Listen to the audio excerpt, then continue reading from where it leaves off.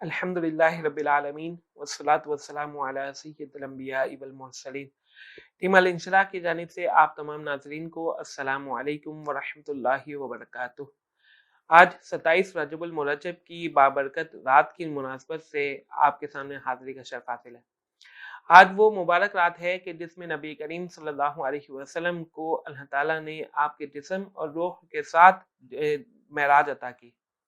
معراج یعنی جس میں نبی کریم صلی اللہ علیہ وسلم نے حرم مکہ مکرمہ کا سفر کیا، اس کے بعد بیت المقدس، اس کے بعد آسمانوں کا سفر کیا، اس کے بعد سدرۃ المنتہا، عرش اولا، اور پھر اللہ تعالیٰ نے حضور اکرم صلی اللہ علیہ وسلم کو آپ کی جاگتی آنکھوں سے اپنا دیدار عطا کیا۔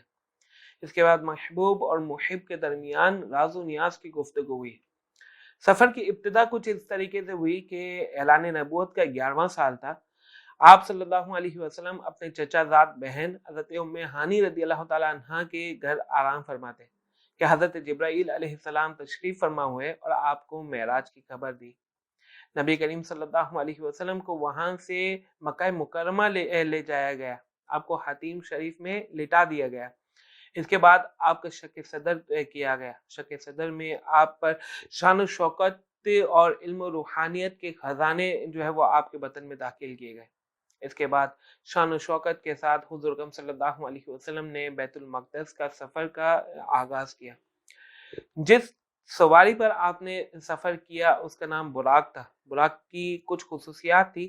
ایک تو وہ دکھنے میں انتہائی خوبصورت تھا، سفید تھا اور گھوڑے کی سائز کی طرح مثل تھا۔ اس کی جو رفتار تھی وہ انتہائی تیز تھی، یعنی برق رفتار تھا، اور اسی سے آج کہہ سکتے ہیں کہ آج جو اس کا نام تھا براق، وہ برق رفتار کے مناسبت سے اس کو کہا جاتا ہے۔ اس کی رفتار کا عالم یہ تھا کہ جہاں پر نگاہ کی حد جاتی وہاں پر اس کا ایک قدم جاتا۔ آپ نے بڑی شان و شوکت کے ساتھ بیت المقدس کا سفر کا آغاز کیا۔ راستے میں حضور اکرم صلی اللہ علیہ وسلم کو اولاً ایک بڑھیا وہ دکھی۔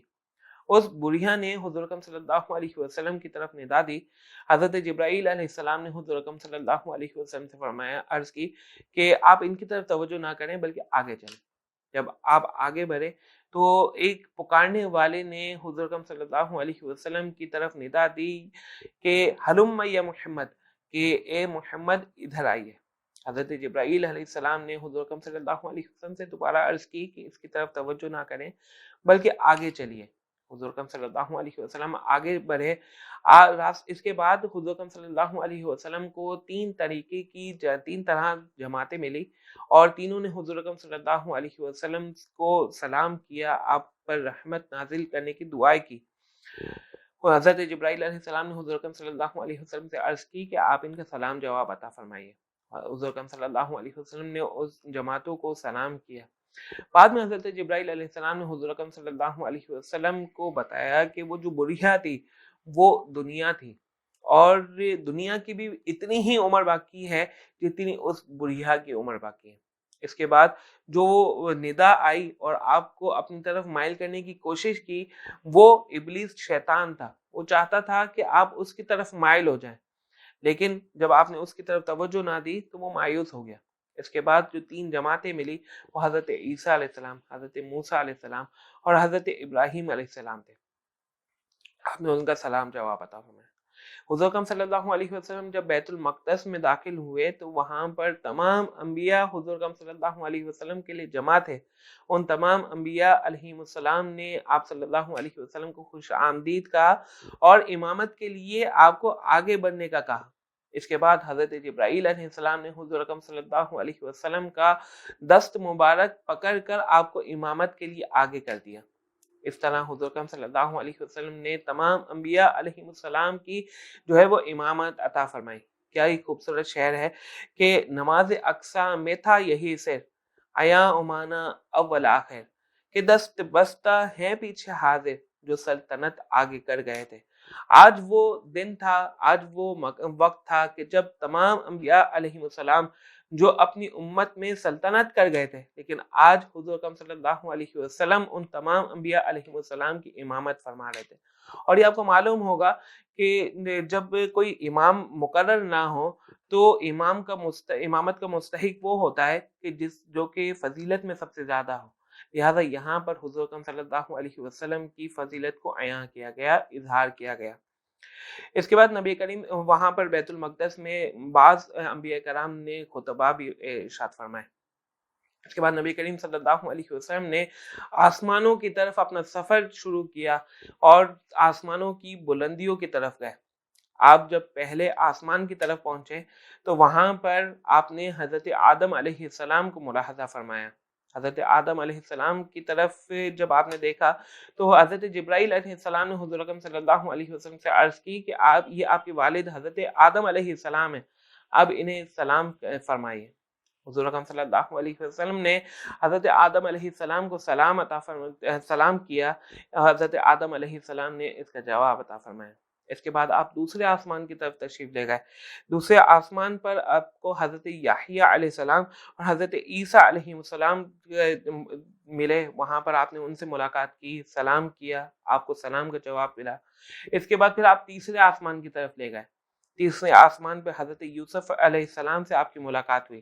حضرت یوسف علیہ السلام کو آپ نے سلام ارشاد فرمایا اور حضرت یوسف علیہ السلام نے آپ کو سلام کا جواب دیا۔ اس کے بعد آپ چوتھے آسمان کی طرف تشریف لے گئے۔ آپ کو چوتھے آسمان پہ حضرت ادریس علیہ السلام سے ملاقات ہوئی۔ آپ نے حضرت ادریس علیہ السلام کو سلام ارشاد فرمایا اور حضرت ادریس علیہ السلام نے آپ کو اس کا جواب ارشاد عطا فرمایا۔ اس کے بعد آپ پانچویں آسمان کی طرف لے گئے اور پانچویں آسمان پہ آپ کو حضرت ہارون علیہ السلام سے ملاقات ہوئی۔ آپ نے حضرت ہارون علیہ السلام کو جو ہے سلام عطا فرمایا، آپ کو اس کا جواب ارشاد فرمایا۔ اس کے بعد آپ چھٹے آسمان کی طرف تشریف لے گئے اور چھٹے آسمان پر جب آپ پہنچے تو وہاں پر حضرت موسیٰ علیہ السلام سے آپ کی ملاقات ہوئی۔ حضرت موسیٰ علیہ السلام کو آپ نے سلام ارشاد فرمایا۔ حضرت موسیٰ علیہ السلام نے آپ کا سلام کا جواب دیا۔ اس کے بعد آپ نے دیکھا کہ حضرت موسیٰ علیہ السلام گریہ وزاری فرما رہے ہیں۔ آپ سے جب اس چیز کا سوال کیا گیا کہ آپ کیوں گریہ وزاری فرما رہے ہیں تو آپ نے بتایا کہ میرے بعد ایک نوجوان مبعوث کیے گئے اور ان کی امت کے لوگ جنت میں جانے والے زیادہ ہیں میری امت سے، یعنی میری امت کے لوگ کم ہیں جو جنت میں جائیں گے، لیکن میرے بعد جو ایک نوجوان مبعوث فرمائے اس کی امت کے لوگ جنت میں زیادہ جائیں گے، اس وجہ سے گریہ وزاری فرما رہے ہیں۔ اس کے بعد آپ نے ساتویں آسمان کی طرف اپنا سفر کیا۔ ساتویں آسمان پر آپ حضرت ابراہیم خلیل اللہ علیہ السلام سے آپ نے ملاقات فرمائی، آپ کو سلام ارشاد فرمایا اور حضرت ابراہیم علیہ السلام نے آپ کے سلام کا جواب دیا۔ اس کے بعد آپ سدرۃ المنتہا کی طرف تشریف لے گئے۔ سدرۃ المنتہا ایک نورانی بیری کا درخت ہے کہ جس کے جو جڑیں ہیں وہ چھٹے آسمان کی طرف ہیں اور اس کی شاخیں ساتویں آسمان سے اوپر ہیں۔ اس کے پھل مقام ہجر کی مٹکوں کی طرح ہیں اور اس کے جو پتے ہیں وہ ہاتھی کے کانوں کی طرح ہیں۔ یہ وہ مقام تھا کہ جہاں پر حضرت جبرائیل علیہ السلام نے عرض کی کہ یہ سدرۃ المنتہا ہے اور اس کے آگے سفر کرنے سے آپ سے معذرت فرمائے کہ اس سے آگے میں آپ کے ساتھ نہیں چل سکتا۔ اور پھر یہاں سے حضور اکرم صلی اللہ علیہ وسلم نے اکیلے ہی اپنے سفر کی جو ہے وہ ابتدا کی۔ اس کے بعد آپ ایک ایسے مقام پر پہنچے کہ جسے مصطفیٰ کہتے ہیں۔ مصطفیٰ ایک ایسا مقام تھا کہ جہاں پر آپ نے کچھ کلموں کی چرچراہٹ سنی۔ وہ کلمے تھی کہ جہاں پر فرشتے صحیفوں میں اللہ حکم الہی کو لکھ رہے تھے اور ہر بندے کے جو پورے سال کے جو معاملات تھے وہ اپنے صحیفوں میں الگ الگ صحیفوں میں لکھ رہے تھے، جو 15 شعبان کو جو مقرر فرشتے ہوتے ہیں ان کے حوالے کیے جاتی ہیں۔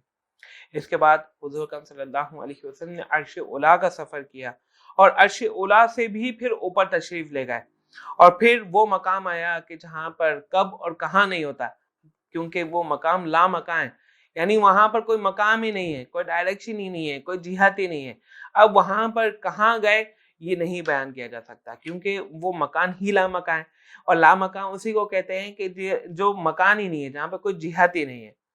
پھر اس کے بعد نبی کریم رؤوف الرحیم صلی اللہ علیہ وسلم نے اللہ تعالیٰ کا اپنے سر کی آنکھوں سے جاگتی ہوئی حالت میں دیدار کیا اور اس کے بعد جو آپ وہاں پر وحی نازل کی گئی، جو راز و نیاز کی گفتگو ہوئی، اس کا اظہار ہم پر نہیں کیا گیا، بلکہ اللہ تعالیٰ نے قرآن مجید میں فرمایا فَأَوْحَا إِلَىٰ عَبْدِهِ مَا أَوْحَا، کہ پس وحی کی اپنے بندے کی طرف جو وحی کی، یعنی ان معاملات کو راز و نیاز میں رکھا گیا اور اس کا اظہار نہیں کیا گیا۔ اللہ تعالیٰ نے حضور اکرم صلی اللہ علیہ وسلم کو معراج میں 50 نمازیں عطا کی۔ آپ جو ہے وہ 50 نمازیں لے کر جب دوبارہ کا سفر کیا تو جب آپ چھٹے آسمان پہ حضرت موسیٰ علیہ السلام کی طرف واپس آئے تو حضرت موسیٰ علیہ السلام نے حضور اکرم صلی اللہ علیہ وسلم سے عرض کی، حضور اکرم صلی اللہ علیہ وسلم سے پوچھا کہ آپ کو معراج میں کیا عطا کیا گیا؟ حضور اکرم صلی اللہ علیہ وسلم نے فرمایا کہ مجھے 50 نمازیں عطا کی گئی ہیں۔ حضرت موسیٰ علیہ السلام نے حضور اکرم صلی اللہ علیہ وسلم کو بتایا کہ یہ 50 نمازیں بہت زیادہ ہیں، یہ آپ کی امت جو ہے وہ اسے پورا نہیں کر سکے گی، آپ دوبارہ اللہ تعالیٰ کی طرف جائیں اور اس میں کچھ تخفیف کی گزارش کریں۔ حضور اکرم صلی اللہ علیہ وسلم اللہ تعالیٰ کی طرف دوبارہ تشریف لے گئے، اللہ تعالیٰ سے تخفیف کی کچھ گزارش کی، اللہ تعالیٰ نے 5 نمازیں کم کی۔ اس طرح دوبارہ جب حضرت موسیٰ علیہ السلام کی طرف آئے، دوبارہ حضرت موسیٰ علیہ السلام نے یہی کہا کہ یہ 45 نمازیں بہت زیادہ ہیں، آپ کی امت اسے پورا نہیں کر سکے گی، یہ میں نے بنی اسرائیل کی طرف یہ تجربہ کر چکا ہوں، یہ ان پر بہت زیادہ بھاری اور دشوار گزرے گا۔ حضور اکرم صلی اللہ علیہ وسلم دوبارہ اللہ تعالیٰ کے پاس تشریف لے گئے، اللہ تعالیٰ سے تخفیف کی کچھ گزارش کی، اس طرح 40 نمازیں ہو گئی۔ اس طرح یہ سلسلہ 9 مرتبہ گزرا، یہاں تک کہ نمازیں فقط 5 رہ گئی اور ان 5 نماز کا ثواب 50 نمازوں کی طرف ہی جو ہے وہ کہا گیا کہ آپ کی امت 5 نمازیں پڑھے گی لیکن اس کا ثواب 50 نمازوں کا دیا جائے گا۔ جب دوبارہ حضرت موسیٰ علیہ السلام کی طرف آپ آئے تو حضرت موسیٰ علیہ السلام نے کہا کہ 5 نمازیں بہت زیادہ ہیں، لیکن یہاں پر حضور اکرم صلی اللہ علیہ وسلم نے ارشاد فرمایا کہ اب دوبارہ مجھے اللہ تعالیٰ کی طرف جا کر تخفیف کی گزارش کرنے میں حیا آتی ہے، اور پھر 5 نمازیں جو ہے وہ ہم پر کی گئی۔ اسی وجہ سے کہا جاتا ہے کہ نماز مومن کی معراج ہے، کہ مومن جب 5 نمازیں کرتا ہے تو گویا کہ حضور اکرم صلی اللہ علیہ وسلم کو معراج میں یہ تحفہ عطا کیا گیا اور وہ اس پر عمل پیرا ہوتا ہے اور حضور اکرم صلی اللہ علیہ وسلم کی آنکھوں کی ٹھنڈک بنتا ہے۔ حضور اکرم صلی اللہ علیہ وسلم نے اس معراج میں جنت کا بھی جو ہے وہ سفر اختیار فرمایا اور آپ کو جہنم بھی دکھائی گئی۔ جہنم میں کچھ ایسے عذابات دکھائے گئے کہ جو حضور اکرم صلی اللہ علیہ وسلم نے ان سے حضرت جبرائیل علیہ السلام سے پوچھا کہ یہ کون سے عذاب ہیں اور یہ کس طریقے کے لوگ ہیں، یہ کون لوگ ہیں، یہ کن کو یہ عذاب دیے جا رہے ہیں۔ اب یہاں پر آپ کی توجہ درکار ہے کہ جب ہم دنیا میں ایسی جگہ پر ہمیں بتایا جاتا ہے کہ یہاں پر وارننگ ہے، یہاں پہ کچھ خطرے ہیں، تو وہاں پر ہم کچھ اختیاری چیزیں جو احتیاطی چیزیں اپناتے ہیں اور کوشش کرتے ہیں کہ اس نقصان سے بچ سکیں۔ اب یہاں پر نبی کریم رؤوف الرحیم صلی اللہ علیہ وسلم خود جہنم میں جو عذاب آپ نے دیکھے ان عذاب کا ذکر فرما رہے ہیں اور پھر آگے بتا رہے ہیں کہ وہ کن لوگوں کو وہ عذاب دیا جائے گا۔ گویا کہ ہم پر یہ واضح کر دیا گیا، ہمیں بیان کر دیا گیا کہ کون سے اعمال ہیں جن سے بچنا ہے اور اگر ان اعمال پر عمل پیرا ہوئے تو یہ عذاب دیے جائیں گے۔ اور یہ آپ یقین رکھیں کہ جہنم کا ہلکے سے ہلکا عذاب بھی ہم برداشت نہیں کر سکتے۔ اگر ہم دنیا کے چھوٹی سی تکلیف کو محسوس کریں کہ ایک چھوٹی سی بانس اگر ہماری انگلی میں چلے جائے، ایک چھوٹا سا کچرا ہماری آنکھوں میں چلے جائے، ایک چھوٹا سا کوئی کیڑا ہمیں کاٹ لے تو اس کی تکلیف ہم کئی دن تک محسوس کرتے ہیں۔ اور جہنم کا سب سے ہلکا عذاب بھی یہ ہوگا کہ جو ہے وہ تانبے کے جوتے پہنا دیے جائیں گے اور اس کا سر جو ہے وہ گویا کہ پانی کی طرح ابل رہا ہوگا۔ یہ سب سے ہلکا عذاب جہنم میں دیا جائے گا، تو پھر اس سے زیادہ، اس سے جو ہے وہ مشکل عذاب ہم کس طریقے سے برداشت کر سکتے ہیں۔ آپ ایک عذاب کی طرف آپ نے دیکھا کہ لوگ جو ہے وہ اپنا ہی گوشت کھا رہے ہیں۔ اب اس درد کو محسوس کریں کہ ایک گوشت ہو، اپنا ہی گوشت اس کو کاٹ کے اسے ہی کھلایا جایا رہا ہو اور یہ عذاب جاری ہو، ایسا نہیں ہو کہ ون ٹائم ہو، اس عذاب کو جاری رکھا جائے۔ حضور اکرم صلی اللہ علیہ وسلم نے دیکھا کہ کچھ لوگوں کا جو ہے وہ کچھ لوگ ایک شخص پر مقرر ہیں، اس کا منہ جبڑوس کے ساتھ کھول رہے ہیں، اسی کا گوشت کاٹ کر خون سمیت اس کے منہ میں ڈال رہے ہیں۔ اور وہ انتہائی درد میں ہے، انتہائی تکلیف میں. حضور اکرم صلی اللہ علیہ وسلم نے حضرت جبرائیل علیہ السلام سے یہ فرمایا کہ کون لوگ ہیں، یہ کن کو یہ عذاب دیا جا رہا ہے؟ حضرت جبرائیل علیہ السلام نے فرمایا کہ یہ وہ لوگ ہیں جو غیبت کیا کرتے تھے، جو ایک دوسرے کی جو ہے وہ برائیوں کو اس کی غیب میں، اس کے جو ہے وہ غیر موجودگی میں بیان کیا کرتے تھے. آج جہنم میں ان کو انہی کا گوشت کھلایا جا رہا ہے. اب جب اس تکلیف کو محسوس کریں کہ ایک غیبت دنیا میں اگر ہم کوئی کسی کا کرتا ہے تو اس سے کیا لذت مل جاتی ہے، اس کو فائدہ ہوتا ہے. اب اس کا عذاب کیا ہوگا، اس کا نقصان کیا ہوگا کہ جہنم میں اسے اسی کا گوشت کھلایا جائے گا اور وہ انتہائی درد و تکلیف میں ہوگا. اسی طرح آپ نے ایک دوسرا عذاب کو دیکھا کہ لوگ اب جو ہے وہ ایک نہر میں پتھر کچھ بہہ رہے ہیں اور ان پتھروں کو کھا رہے ہیں. حضور اکرم صلی اللہ علیہ وسلم نے جبرائیل علیہ السلام سے فرمایا کہ یہ کون لوگ ہیں، یہ کیوں ان کو عذاب یہ والا دیا جا رہا ہے؟ حضرت جبرائیل علیہ السلام نے عرض کی کہ یہ سود خور ہیں، یہ دنیا میں جو ہے وہ سود کھایا کرتے تھے. اسی طرح سود سے متعلق ایک دوسری بھی عذاب حضور اکرم صلی اللہ علیہ وسلم نے ملاحظہ کیا کہ لوگ جو ہیں وہ انتہائی ان کے پیٹ بڑے ہیں، یہاں تک کہ یہ ذکر کیا گیا کہ بڑے بڑے مکانوں کی طرح ان کے پیٹ ہیں اور ان کے پیٹ میں سانپ نظر آ رہے ہیں. حضور اکرم صلی اللہ علیہ وسلم نے حضرت جبرائیل علیہ السلام سے یہ فرمایا کہ پوچھا کہ یہ کون لوگ ہیں، یہ کیوں اس عذاب میں جو ہے وہ منتقل کیے گئے؟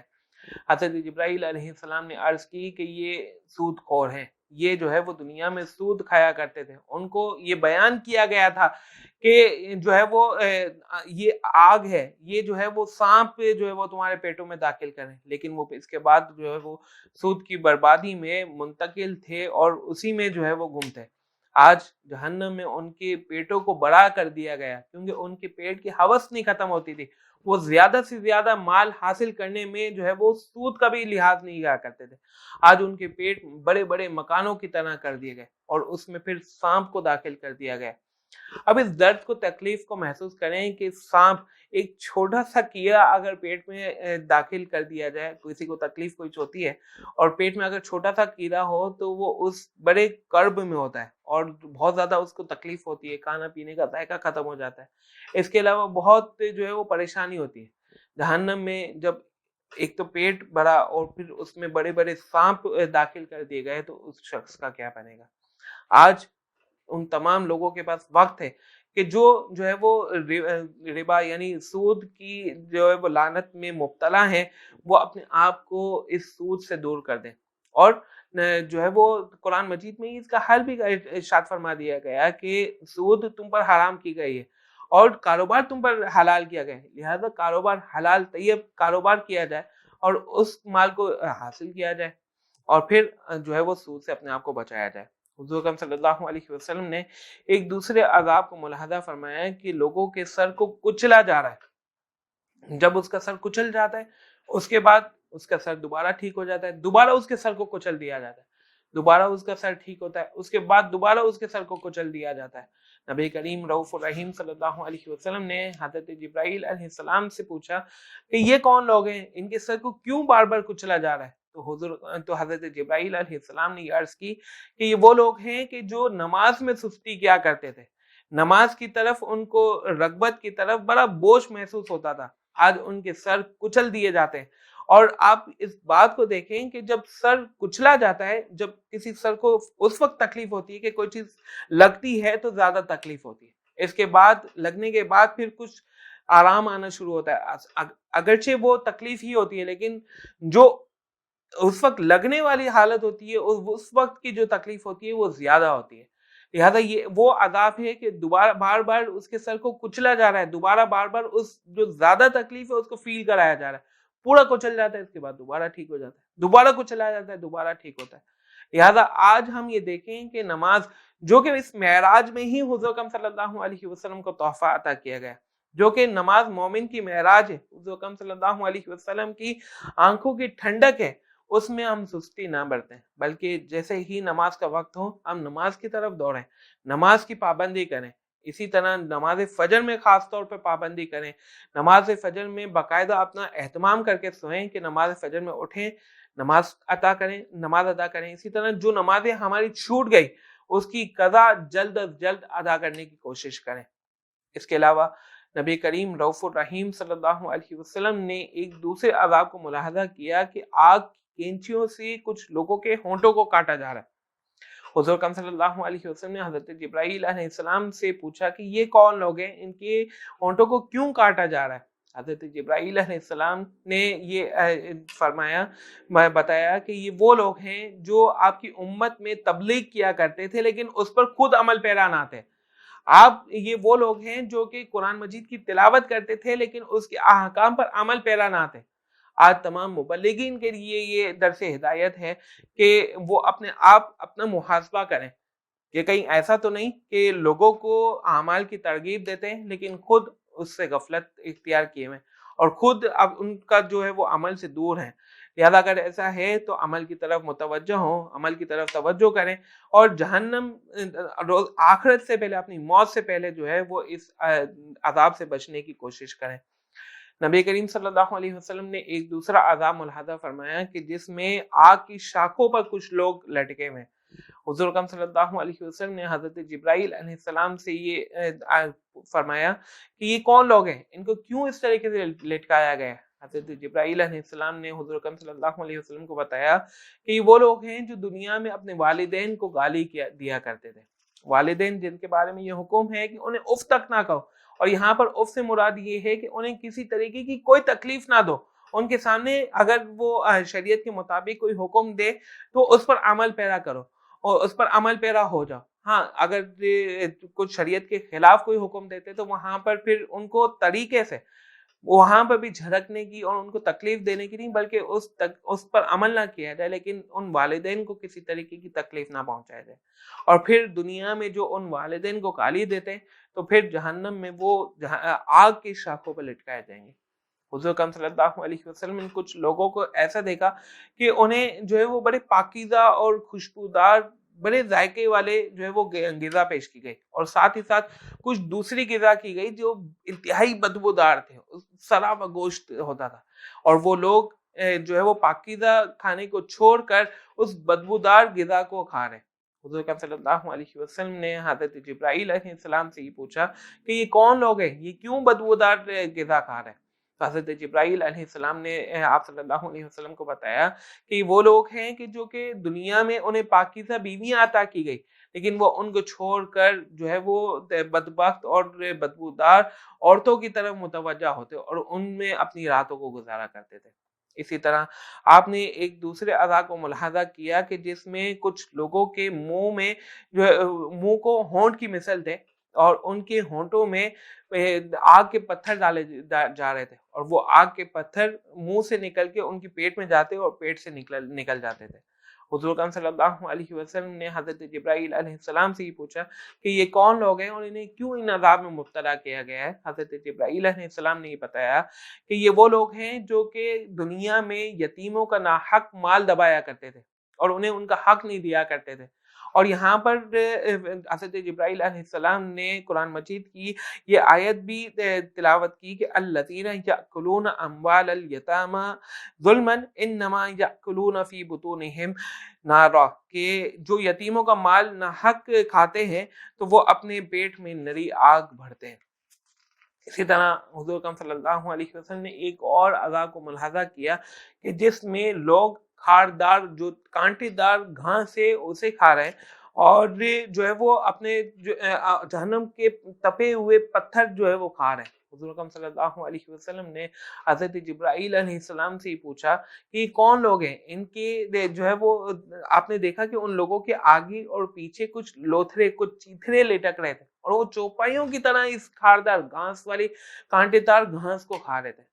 حضرت جبرائیل علیہ السلام نے ارشاد بتایا کہ وہ لوگ ہیں جو کہ دنیا میں زکوٰۃ ادا نہیں کرتے تھے اور زکوٰۃ کو دبا لیا کرتے تھے، زکوٰۃ کی ادائیگی درست طریقے سے نہیں کیا کرتے تھے۔ یہ وہ عذابات ہیں جو کہ ہمیں پہلے ہی بتا دیے گئے اور ان کی وجوہات بھی بتا دی گئی کہ وہ کس وجہ سے ان عذاب میں مبتلا تھے۔ آج اگر ہم اپنے معاشرے میں دیکھیں تو یہ عذاب، اس طریقے کے افعال ہمارے اندر پائے جاتے ہیں، ہمارے لوگوں میں یہ چیزیں پائی جاتی ہیں، وہ ان چیزوں میں مبتلا ہیں اور پھر اپنے لیے جہنم کی آگوں کو تیار کر رہے ہیں۔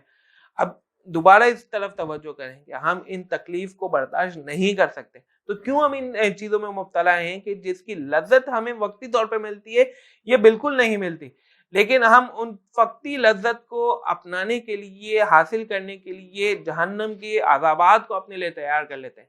آج شب معراج کی جو ہے وہ مناسبت سے آج ہم اپنے اندر محاسبہ کر کے ان تمام چیزوں کو ہم اپنا دور کر لیں، اور آج اس رات کا ہم مشن بنا لیں کہ یہ چیزیں ہمارے اندر اگر پائی جاتی ہیں تو ہم اس سے مختلف مکمل اجتناب کریں گے، توبہ کریں گے، اللہ تعالیٰ کی بارگاہ میں جو ہے وہ اب سجدہ ریز ہو جائیں گے، اور یہ عہد کریں گے کہ اس کے بعد، آج اس رات کے بعد ہم ان چیزوں کی طرف عمل پیرا نہیں ہوں گے اور ہمارے اندر یہ چیزیں نہیں پائی جائیں گی۔ وآخر دعوانا الحمد للہ رب العالمین۔